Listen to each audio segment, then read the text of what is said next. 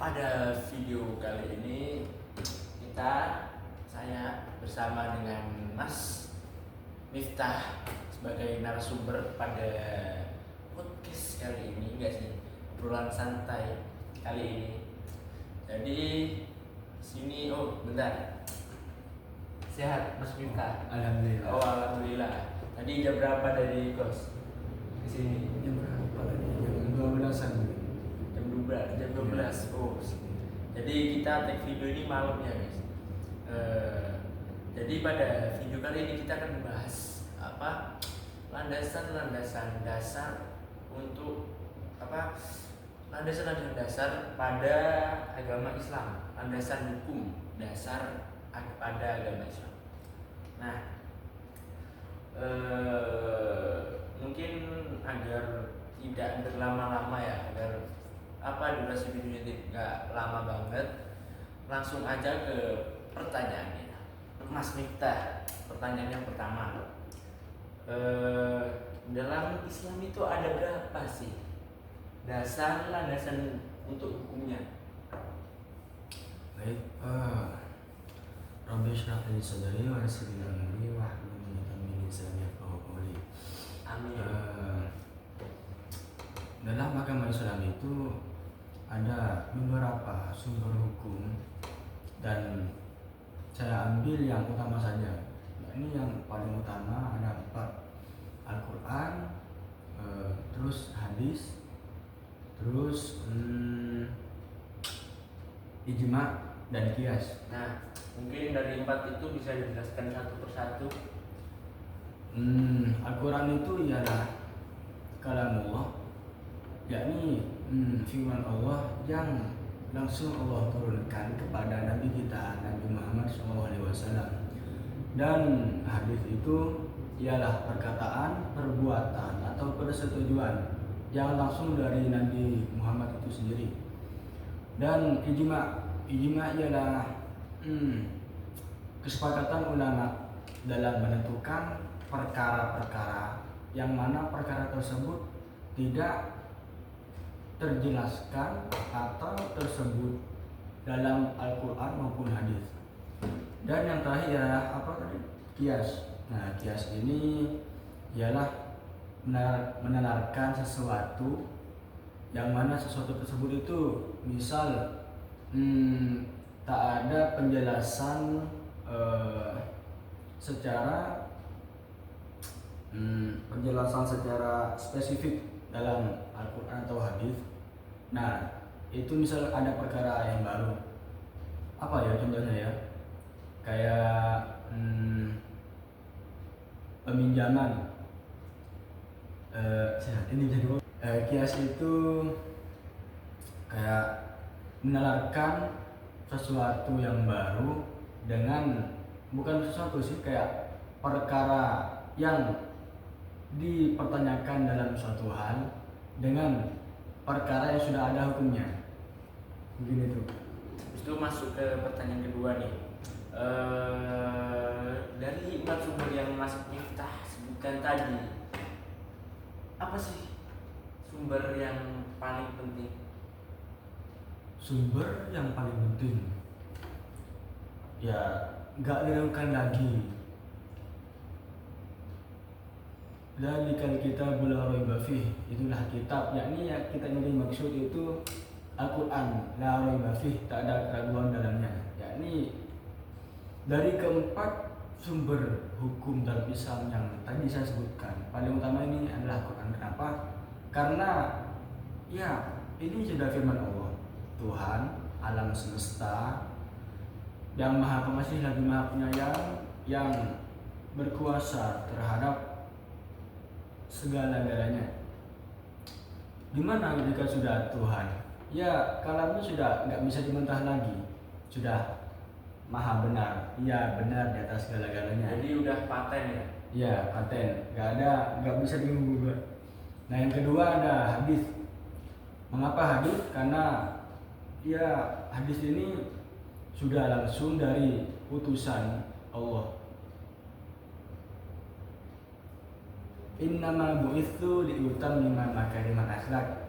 Sabda Nabi itu ada seperti itu. sesungguhnya aku ini dibangkitkan, aku ini dihidupkan, adanya aku ini untuk menyempurnakan kemuliaan akhlak. Yakni jika dalam Al-Quran kita susah dalam memahami sesuatu, kita bisa melihat atau membaca. Ya kan sekarang kan kita kan sudah nggak hidup pada masa Nabi, jadinya nggak bisa langsung mendengar perkataan, perbuatan, nggak bisa lihat perbuatan beliau, ataupun nggak bisa menyaksikan langsung persetujuan yang beliau setujukan. Jadinya kita hanya bisa membaca hadis-hadis beliau, entah yang diriwayatkan Abu Hurairah, diriwayatkan Abu Hatim dan lain-lainnya. Jadi mengapa Al-Quran dan hadis itu utama dari keempat sumber ini? Ya karena langsung dari Tuhan dan langsung dari utusannya itu. Oke. Pertanyaan selanjutnya itu, apakah ada perbedaan yang mendasar dari 4 sumber dasar hukum tadi? Sederhananya gini, Al-Quran itu langsung dari Allah, sudah gak bisa digugat. Nah, yang kedua ini apa tadi? Sunnah. Bukan sunnah apa itu? Hadis. Nah, hadis ini sebagai penyempurna Al-Quran saja. Ijma ini kesepakatan ulama-ulama, yakni bukan sembarang ulama, yakni ulama yang mujtahid, entah itu sudah ahli dalam bidangnya atau pakar, ataupun ia sudah memahami perkara-perkara yang sedang kalau bahasa kita ini kayak ngetren lah dalam masyarakat. Nah itu kayak mereka tuh bersepakat menentukan suatu perkara, di mana perkara yang dimaksud itu tak tertera dalam jelas, tak tertera secara jelas ya, tak tertera secara jelas dalam Al-Quran ataupun dalam hadis. Nah yang ketiga ini, yang keempat ada apa? Kias. Ya, kias. Nah kias ini ya opsi keempat lah. Yang pertama kan Al-Quran, hadis dan apa tadi? Ijma. Nah kias ini misal masyarakat ini ada perkara baru gitu ya. Nah mereka ini bingung, ini tak ada di dalam Al-Quran nggak ada, terus dalam hadis pun nggak ada, dalam ijma nggak ada, ya pakai kias ini. Misal contohnya saya bisa kasih contoh ini. Misalnya ya jujur saya orangnya malas baca dan mohon ini jangan ditiru ya, karena dengan kemalasan saya baca ya wawasan saya jadi nggak luas. Dengerin ya para penonton, dengerin apa yang Mas Miftah katakan. Jadi untuk para penonton sekalian, jangan malas membaca. Ayat Al-Quran yang pertama diturunkan itu bunyinya Iqra, bacalah. Oke. Nah, dan dari beberapa waktu lalu itu saya dengar salah satu ulama kita, yakni Kadam Siddiq. Nah, beliau itu sempat menyatakan pernyataan seperti ini. Entah guru beliau atau siapanya beliau itu bilang gini, Islam itu bangkit dengan budaya membaca.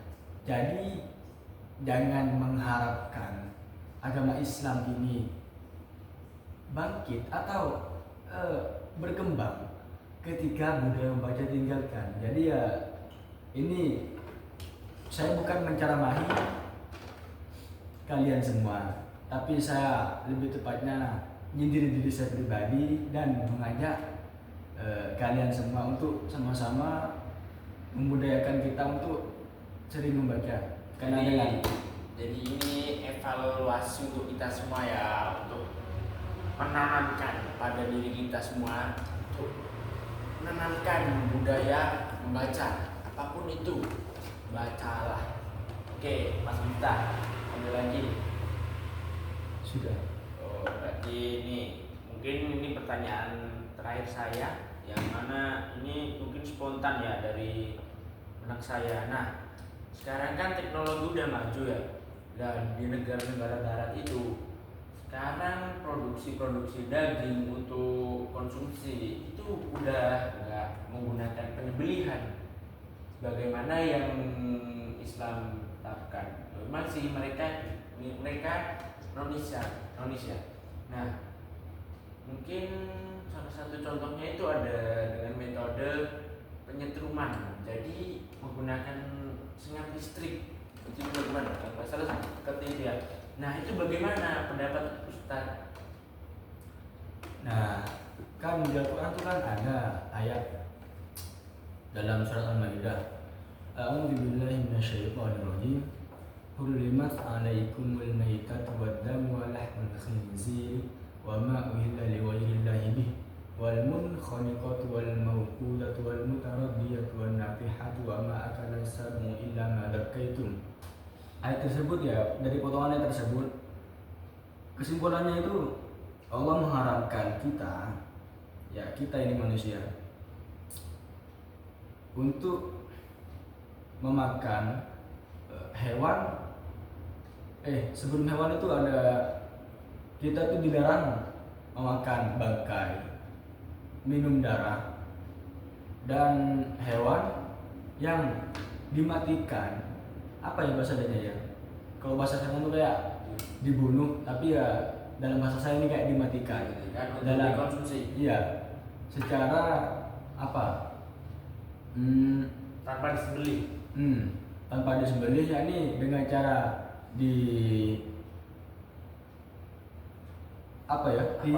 dibunuh dengan ini benda yang tumpul. Misal ada kita nih memakan ayam, nah tapi itu enggak sembelih tanpa mengucapkan asma Allah, dan itu kepalanya langsung dipatok. Nah, itu haram untuk dimakan.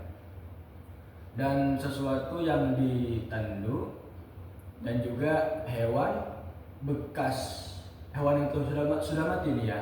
Nah, ini matinya nih bukan karena disembelih ataupun hal-hal cara halal lainnya, yakni misal gini, contohnya kita nih sedang jalan di hutan, terus kita nemu ayam yang telah mati. Nah, matinya nih bukan mati karena disembelih, tapi mati karena bekas gigitan apa ya? Hewan buas. Ya, entah itu serigala ya. Misalkan kita nemu ayam bekas badannya itu sudah sebagian dimakan serigala. Nah, itu termasuk yang diharamkan. Nah, tadi ini kan kasus yang diceritakan oleh Mas Akmal ini kan disetrum. Itu kan nggak secara spesifik disebutkan kan dalam Al-Quran. Dan pada masa Nabi pun ya sepengetahuan saya sepertinya nggak ada teknologi secanggih sekarang ini, yang mana pada masa itu ya sepertinya memang tidak ada listrik. Jadinya apa ya, sepengetahuan saya, mohon maaf ya karena ini saya sangat sempit sekali menurut saya. Sepengetahuan saya belum pernah baca hadis Nabi yang mana Nabi itu menjelaskan perihal menyetrum hewan dengan niat kita nih mau mengonsumsinya. Nah, dari sini kita bisa ambil kesimpulan dari ayat yang tadi, bahwasanya dari salah satu poin ayat yang tadi saya sebutkan itu, kita diharamkan makan hewan yang mana cara mematikan hewan tersebut tuh wa ma uhilla li ghairillahi bih. Nah, di sana tuh kan hewan yang enggak disebutkan asma Allah, dan di poin entah ayat atau Al-Quran itu kita tuh nggak boleh makan hewan yang tidak disembelih. Nah, itu kan sudah setrum itu kan nggak disembelih, jadinya ya bisa disebutkan bahwasanya memakan hewan tersebut yang katanya tadi di situ gitu jelas-jelas haram. Karena kenapa? Ya karena itu masuk bangkai gitu ya. Iya, kan bangkai itu kan